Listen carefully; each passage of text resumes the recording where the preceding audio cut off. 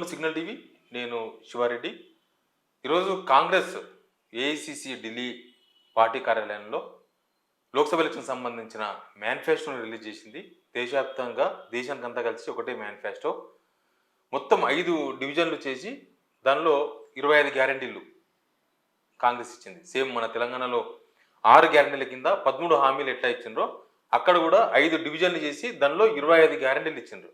దానిలో యువతులకు, యువకులకు, రైతులకు, కర్షకులకు, కార్మికులకు, నిరుద్యోగులకు, తర్వాత రాజ్యాంగం కాపాడేందుకని ఈ 10 సంవత్సరాల్లో బీజేపీ ప్రభుత్వం ఈ ప్రజాస్వామ్యాన్ని కూలగొట్టేసింది, ప్రజాస్వామ్యాన్ని నిలబడతామని ఇట్లా రకరకాలుగా మొత్తం న్యాయ పాత్ర చూడవచ్చు. ఇది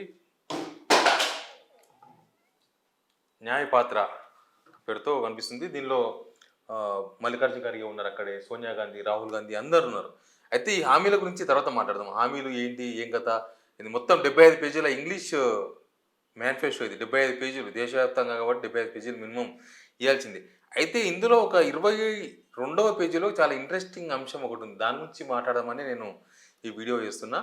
22 పేజీలో దాన్ని చూస్తే నవ్వుకోవాలనో ఏడవాలనో కూడా తెలియదు, అట్లాంటి సిచ్యువేషన్లో మనకు కనిపిస్తుంది. అందుకే నేను ఈ పేపర్ తీస్తున్నాను. ఇదేంటంటే డిఫెండింగ్ ద కాన్స్టిట్యూషన్ ఒకటి ఉంది. దాని తర్వాత పేజీలో నెక్స్ట్ రివర్సింగ్ ద డ్యామేజ్. ఈ 10 సంవత్సరాలలో బీజేపీ ప్రభుత్వం, ఎన్డీఏ ప్రభుత్వం చేసిన డ్యామేజ్ రికవరీకి కోసం కొన్ని చట్ట సవరణలను ప్రతిపాదిస్తూ మేము అధికారంలోకి వస్తే ఈ చట్ట సవరణ చేస్తామని చూపిస్తూ ఇవన్నీ కూడా మనకు కనిపిస్తున్నాయి. ఏంది డిఫెండింగ్ ద కాన్స్టిట్యూషన్,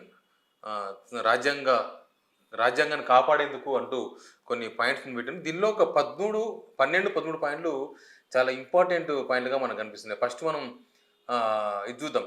13వ పాయింట్ ఒకసారి చూద్దాం, హైలైట్ కూడా చేస్తాను నేను, మీకు కనిపిస్తుంది. We promise to amend the 10th schedule of the constitution and make defection leaving the original party on which the MLA or MP was elected and automatically disqualification of the membership in the assembly or parliament. ఇది చట్ట సవరణ చేస్తామని చెప్తున్నారు. ఏంటి వీళ్ళు ఇచ్చిన హామీ? దీనిలో 13వ అంశం, దీనిలో defending the constitution, page number 22లో ఉంది. 22 పేజీ నెంబర్ 22. వాళ్ళు ఇచ్చిన 75 పేజీల మేనిఫెస్టోలో 22 పేజీలో ఉన్న దాన్ని మనం చూసినాం, అదే చదివినాం. ఏంటంటే ఎవరైనా సరే గెలిచిన పార్టీ నుంచి ఎమ్మెల్యేలు, ఎంపీలు వాళ్ళు ఆ పార్టీని వదిలి ఇంకొక పార్టీలోకి పోతే ఇమ్మీడియట్గా వాళ్ళ మీద అనర్హత వేటు పడుతుంది. ఇంకా స్పీకరు, కోర్టు ఇవన్నీ అవసరం లేదు. చట్ట సవరణ చేస్తాం పార్లమెంట్లో. పార్టీ మారితే వాళ్ళ మీద వేటు పడాలి అంతే. వాళ్ళ ఎమ్మెల్యే పదవో వాళ్ళ ఎంపీ పదవో పోవాలి. అట్లాంటి చట్ట సవరణ తీసుకొస్తాం 10th షెడ్యూల్లో అని ఈ హామీ ఇచ్చిండ్రు. అసలు మన తెలంగాణలో ఏం జరిగింది? మన తెలంగాణలో జరిగింది ఏంది? రీసెంట్గానే కదా ఖైరతాబాద్ ఎమ్మెల్యే దానం నాగేందర్ ఎమ్మెల్యేగా, బీఆర్ఎస్ ఎమ్మెల్యేగా ఉండి కాంగ్రెస్లో చేరితే ఆయన ఎమ్మెల్యే పదవి పోవడం తర్వాత విషయం. ఆయనకి ఎంపీ టికెట్ ఇచ్చింది. సికింద్రాబాద్ ఎంపీ ఇప్పుడు అభ్యర్థి, కాంగ్రెస్ అభ్యర్థి బీఆర్ఎస్ ఎమ్మెల్యే దానం నాగేందర్. ఎట్లుంది లైన్? కాంగ్రెస్ సికింద్రాబాద్ కాంగ్రెస్ అభ్యర్థి బీఆర్ఎస్ ఎమ్మెల్యే దానం నాగేందర్. ఇప్పుడు వీళ్ళు ఇచ్చిన హామీకి, ఈ 13వ లైన్ ఉన్న హామీకి వీళ్ళు చేసిన పనికి ఏమన్నా సంబంధం ఉందా? ఏమైనా పోలుకుందా? చెప్పింది ఏంది, చేస్తున్నది ఏంది? ముందు మనం కనీసం ఆ హామీ ఇచ్చే ముందు మనం పాటిస్తున్నామా అనేది చూడాలి కదా. నువ్వు దీనిలో హామీ ఇచ్చి ఎటుందంటే చెప్పి నొసరుతో ఎక్కిరించినట్టు, నోటితో చెప్పి సేమ్ అట్లా కనిపిస్తుంది ఇది. కాంగ్రెస్ ఈ హామీ ఇచ్చే ముందు ఇట్లాంటి వ్యవహారాలకు పాల్గొనొద్దు. అంతకుముందు తప్పులు చేసిన, అంతకుముందు గవర్నమెంట్లు, అంతకుముందు ప్రభుత్వాలు, అంతకుముందు ఉన్న వాళ్ళు బీజేపీ తప్పు చేసిందని చెప్తున్నారు. వీళ్ళు ఏంటంటే బీజేపీ ఇట్లాంటివన్నీ చేసింది కాబట్టి, ఈ ఫిరాయింపులు చేసింది కాబట్టి అట్లా లేకుండా చేయాలనేది వీళ్ళు ఇచ్చిన హామీ. వీళ్ళు ఇచ్చిన మేనిఫెస్టో తెలంగాణ కూడా వర్తిస్తుంది. దేశవ్యాప్తంగా ఇచ్చిన మేనిఫెస్టో ఇది. తెలంగాణలో కూడా కాంగ్రెస్ అట్లాంటి హామీ ఇస్తున్నప్పుడు ఇక్కడ జరుగుతున్నది ఏంది? ఇక్కడ మీరు చేస్తున్నది ఏంది? మీరు ఇచ్చిన హామీ ఏంది? అంటే చట్ట సవరణ తర్వాత అది అమల్లోకి వస్తుంది, అప్పుడు చేస్తామంటారా? ఫస్ట్ నువ్వు ఇచ్చిన హామీ నువ్వు మనం కరెక్ట్ చేసి కదా అవతలకి, నువ్వు చక్కగా లేకుండా అవతలకి చక్కగాదని చెప్పి ఏం లాభం? సేమ్ ఇదే ఇది. ముందు మనం పాటిస్తూ ఆ హామీని ఇస్తే వీళ్ళు కరెక్ట్ అని ప్రజలు అనుకోవడం అనిపిస్తుంది. అసలు ఈ ఒక్క లైన్ బట్టి చూసి మేనిఫెస్టో అంతా ఉత్తదే అనిపిస్తుంది. మేనిఫెస్టో అంటే ఒక గ్రంథం, బైబిల్ అని చెప్తారు కదా, భగవద్గీత, దానిలో ఉన్నది ఇది.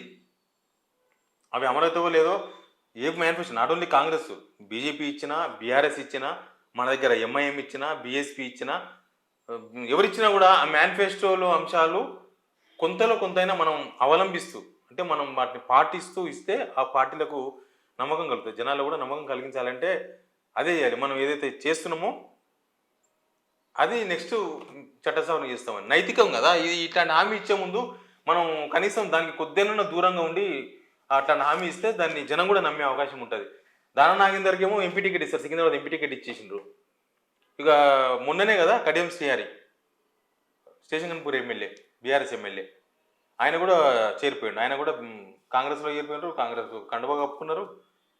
ముందు వాళ్ళను రాజీనామా చేపించి తీసుకుంటే కొంత ఇట్లాంటి హామీలకు కొద్దిగా శాంసిటీ వస్తుంది, అంటే కొద్దిగా నమ్మకం వస్తుంది. నమ్మకం లేని హామీలు, వాళ్ళకే నమ్మకం లేని, వాళ్ళే పాటించని, వాళ్ళే ఫాలో కానీ హామీలు ఇవ్వడం ద్వారా మేనిఫెస్టోకు ఏం విలువ ఉంటుంది? ఆ మేనిఫెస్టోను ఎందుకు నమ్మాలి జనం? సరే కాంగ్రెస్ వాళ్ళు ఆలోచించాలి.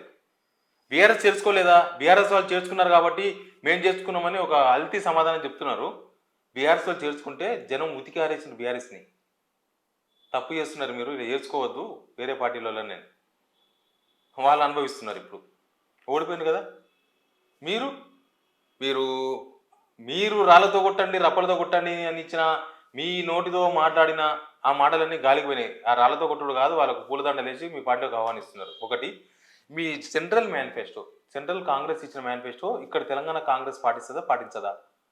ఈ తెలంగాణ ఈ వాళ్ళ హైకమాండే కదా, వాళ్ళ హైకమాండే కదా.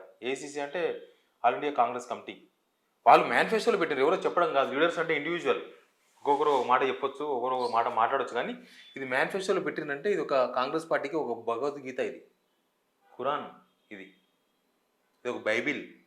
ఈ బైబిల్లో ఉన్నదాన్ని మీరు పాటించకుండా, బైబిల్లో పెట్టిన దాన్ని మీరు పాటించకుండా మీరు ఈ హామీ ఎట్లా ఇస్తారు? జనం ఎందుకు నమ్మాలి? ఎట్లా నమ్మాలి జనాలు? ఎమ్మడే ఎంపీలు ఎమ్మెల్యేలు అంట ఎవరైనా పార్టీ మారంగానే ఎమ్మనే వాళ్ళ పదవి పోయేటట్లు చట్ట సవరణ చేస్తారంట. చట్ట సవరణ మీరు అధికారంలోకి వచ్చినప్పుడు చేద్దురు, మంచిది చట్ట సవరణ జరగాలి కూడా. నిజంగా ఆ చట్ట సవరణ కనుక ఎవరు చేసినా, ఇప్పుడు నెక్స్ట్ వచ్చే గవర్నమెంట్ ఏవి చేసినా కూడా చట్ట సవరణ జరగాలని కోరుకుంటున్నారు అందరూ. వెంకయ్యనాయుడు ఉపరాష్ట్రపతి హోదాలో ఉన్నప్పుడు మాట్లాడినారు, అసలు ఈ డిఫర్మేషన్స్ పార్టీ మారంగానే వాళ్ళ పదవులు పోవాలి, అది ఎంత రాజకీయ లబ్ధి కోసం జరుగుతున్న వ్యవహారం అని. ఏమో అవన్నీ చెప్పినప్పుడు, ఇంత పెద్ద హామీ ఇచ్చినప్పుడు, ఎంత పెద్ద హామీ ఇది, దేశవ్యాప్తంగా జనమంతా ఎదురు చూస్తున్నారు. పార్టీ మారిన ఎమ్మెల్యేల పదవులు ఊడగొట్టాలి, ఊడిపోవాలని. ఈ స్పీకర్లు ఎట్లా నిర్ణయం తీసుకోరు, కోర్టులు ఎట్లా ఇన్వాల్వ్ కావు, వాళ్ళు అట్లే ఉంటారు. కాబట్టి ఇట్లాంటి చట్టం వస్తే పార్టీ మారే వాళ్ళకు కూడా, ఇది ఇప్పటి కాదు, ఒకసారి చట్టం చేస్తే అది అట్లే ఉంటుంది జీవితకాలంలో. పార్టీలు పోవచ్చు, పార్టీలు మారవచ్చు, అధికారంలో ఉన్న వాళ్ళు పోవచ్చు, ఇంకోరు రావచ్చు, ఏమైనా జరగవచ్చు. కానీ చట్టం చేస్తే అది అట్లా అమల్లో ఉంటుంది. కానీ కాంగ్రెస్ ఈ హామీ ఇచ్చినప్పుడు కనీసం మినిమం పాటించకుండా ఈ హామీ ఇవ్వడంతో, గతంలో ఏం జరిగిందో మనకు తెలియదు, గతంలో ఏం జరిగిందో తెలియదని కూడా కాదు, మళ్ళీ గతంలో ఏం జరిగింది, కాంగ్రెస్ ఎంతమంది చేర్చుకున్నది, లేదా బీజేపీలు ఏం చేసిండ్రు, ఇక్కడ బీఆర్ఎస్ వాళ్ళు ఏం చేసిండ్రు, ఇదంతా అందరం చూస్తున్నదే, అందరం కళ్ళతో చూస్తున్నదే. కానీ ఇప్పుడు ఈడ తెలంగాణలో జరుగుతున్నది ఏంది, వీళ్ళు ఇచ్చిన హామీ ఏంది అనేది ఫస్ట్ క్వశ్చన్. పార్టీ మారంగానే వాళ్ళతో రాజీనామా చేసి తీసుకుంటే బాగుండేది కదా. కొంత బీజేపీ వాళ్ళు ఆ సిస్టమ్ పాటిస్తుంటారు. బీజేపీ వాళ్ళు వాళ్ళ పార్టీలో చేరితే ఎమ్మెల్యేలు, ముఖ్యంగా జనాలతో ఎన్నుకున్న ఎమ్మెల్యేలు ఎంపీలు ఎవరిని వస్తే, పార్టీ మారితే బీజేపీలోకి వస్తే ఖచ్చితంగా రాజీనామా చేపిస్తారు. వాళ్ళు ఒక లైన్ పెట్టుకున్నారు. మనం రాజగోపాల్ రెడ్డిని చూసినాం, బై ఎలక్షన్ ఎందుకు వచ్చింది, మునుగోడు రాజీనామా చేపించేసింది. కర్ణాటకలో కాంగ్రెస్ ప్రభుత్వాన్ని కూల్చి బీజేపీ వచ్చిందని అప్పట్లో అన్నారు కదా, అప్పుడు కూడా ఎమ్మెల్యేలు వచ్చినప్పుడు ఆ ఎమ్మెల్యేలతో తర్వాత రాజీనామా చేపించేసిండ్రు. చేపించి మళ్ళీ బై ఎలక్షన్కి పోతే కొన్ని ఓడిపోయారు, కొన్ని గెలిచిండ్రు. బీజేపీ ఒక సిస్టమ్ ఫాలో అవుతుంది. చేరితే ఎవరైనా వేరే పార్టీ వాళ్ళు వస్తే వాళ్ళు ఖచ్చితంగా రాజీనామా చేసి పళ్ళు చేరాలి. అది ఉప ఎన్నిక వస్తుంది, ఓడిపోతామో గెలుస్తామో తర్వాత విషయం. కానీ కాంగ్రెస్ అది పాటించకుండా ఈ హామీ ఎట్లా ఇచ్చింది అనేది క్వశ్చన్. ఇప్పుడు ఈ హామీ ఇచ్చే ముందు కొద్దిగా ఆలోచించుకోవాలి కదా. ఈ హామీ మనం ఫాలో అవుతున్నాం, కొద్దిగా ఇక్కడ ఫాలో అవుతున్నామా, ఈడేం జరుగుతుంది ఆడేం జరుగుతుందని తెలంగాణ కాంగ్రెస్ నేతలు కూడా దీని రెస్పాన్స్ కావాల్సిన అవసరం అయితే ఖచ్చితంగా అనిపిస్తుంది. ప్రజాస్వామ్యం నిలబెట్టే పనిలో భాగంగా ఏసీసీ ఈ హామీ ఇచ్చినాయి. ఈ హామీలో ఇదొక హామీ. నిజంగానే ప్రజాస్వామ్యం నిలబడాలంటే, తెలంగాణ కాంగ్రెస్ కూడా ప్రజాస్వామ్యం నిలబెట్టాలనుకుంటే ఖచ్చితంగా దీని మీద స్పందించాల్సి ఉంటుంది. ఇప్పుడు చేరిన ఎమ్మెల్యేతో రాజీనామా చేపిస్తే ఇంకా గౌరవంగా ఉంటుంది, ఆ పార్టీకి గౌరవంగా ఉంటుంది. లేకపోతే అందరు తిట్టుకున్నట్టే కాంగ్రెస్ కూడా తిట్టుకుంటారు జనం. కాబట్టి ఈ హామీ విషయంలో మాత్రమే నేను మాట్లాడుతున్నా. వాళ్ళు ఇచ్చిన హామీ ఇది.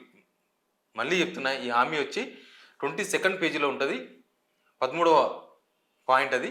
22nd పేజీలో 13 ఎవరైనా చదువుకోవచ్చు, మేనిఫెస్టో ఉన్న దగ్గర మీరు నెట్‌లో కూడా దొరుకుతది. కాంగ్రెస్ మేనిఫెస్టో లేటెస్ట్ అంటే దొరుకుతది. చూసుకుంటే మీకు అర్థమైతది. అంత పెద్ద హామీ ఇచ్చినప్పుడు కాంగ్రెస్ ఎంతవరకు అమలవుతుందనేది, ఎంతవరకు కనీసం దాన్ని ఫాలో అవుతున్నారనేది కొద్దిగా ఆలోచించుకుంటే better. Please subscribe signal TV.